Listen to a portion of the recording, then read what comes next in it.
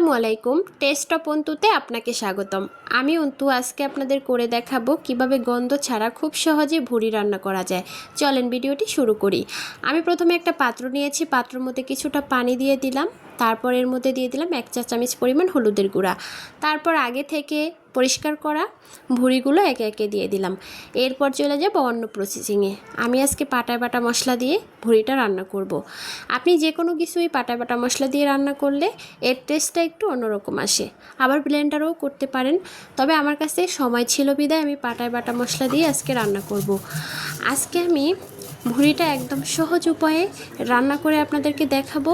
এটাতে কোনো রকম গন্ধ থাকবে না। একদম যারা ভুড়ি খেতে পছন্দ করে না তারাও এটা খেলে আবার খেতে চাইবে। এদিকে আমার রান্না করা সেদ্ধ দেওয়া ভুড়িটা হয়ে গিয়েছে। এখানে 2-3টা ব্লক আসার পরেই আমি এটাকে নামিয়ে নিয়েছি একটা ছাঁকনির মধ্যে।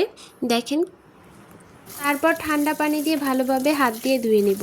প্রথমে হলুদ দিয়ে সেদ্ধ করার কারণ হলো এতে করে ভুড়ির মধ্যে একটা এক্সট্রা গন্ধ থাকে, সেটা যেন না থাকে। আমি ভালোভাবে হাত দিয়ে ধুয়ে এবার রান্না করতে চলে যাব।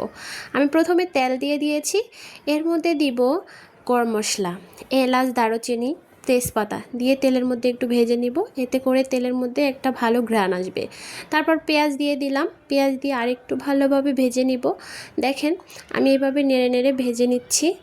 এইভাবেই কিন্তু করতে হবে। ভুড়ি রান্না আসলে গন্ধ হলে আর খেতে ইচ্ছে করে না কারোরই।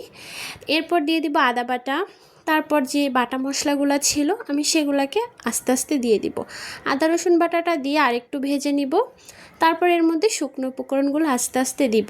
আমি একটু ভালোভাবেই ভেজে নিচ্ছি যাতে মশলার ঘ্রাণটা তেলের সাথে। এরপর এর মধ্যে দিয়ে দিব সামান্য একটু পানি, তারপর দিব লবণ, তারপর দিব 2 চা চামচ হলুদের গুঁড়া, তারপর দিব 3 চা চামচ মরিচের গুঁড়া। মরিচের গুঁড়াটা একটু বেশি দিব কারণ ভুড়িতে একটু ঝাল ঝাল হলে ভালো লাগে। তারপর দিয়ে দিব ধনিয়া গুঁড়া, জিরা গুঁড়া দিয়ে ভালোভাবে একটু কষিয়ে নিব। দেখেন কতটা সুন্দরভাবে কষিয়ে নিচ্ছি আমি। মশলার গায়ে তেল ওঠা পর্যন্ত এটাকে ভালোভাবে কষাতে হবে। কষিয়ে তারপরে এর মধ্যে দিয়ে দিব আগে থেকে ভাপিয়ে রাখা সেই ভুড়িগুলো। এখানে আমি হাফ কেজি পরিমাণ ভুড়ি নিয়েছি, আর হাফ কেজি পরিমাণ ভুড়ির জন্য এইটুকু মশলাই যথেষ্ট। আপনারা এইটুকু মশলা দিয়েই সুন্দরভাবে রান্নাটা করে ফেলতে পারবেন। আমি সবগুলো ভুড়ি দিয়ে ভালোভাবে কষিয়ে নিয়েছি। যত কষাবেন ততই টেস্ট ভালো আসবে। তারপর একটা ঢাকনা দিয়ে ঢেকে দিলাম কিছুক্ষণের জন্য, আবার একটু ভালোভাবে নেড়ে চেড়ে দিলাম। এরপর এর মধ্যে গরম পানি দিয়ে প্রেশার কুকারে দিয়ে দিব। আমি সময় বেশি লাগবে বিদায় প্রেশার কুকারে 3-4টা সিটি দিয়ে নামিয়ে নিয়েছি। ভুড়ি সিদ্ধ হতে একটু সময় বেশি লাগে। এবার আমার ফাইনাল প্রসেসিং।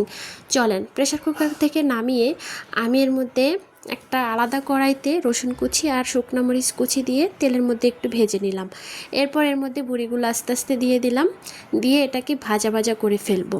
আপনারা চাইলে একটু ঝোল ঝোলও রাখতে পারেন, যার যেরকম খুশি সে সেরকম রাখতে পারেন।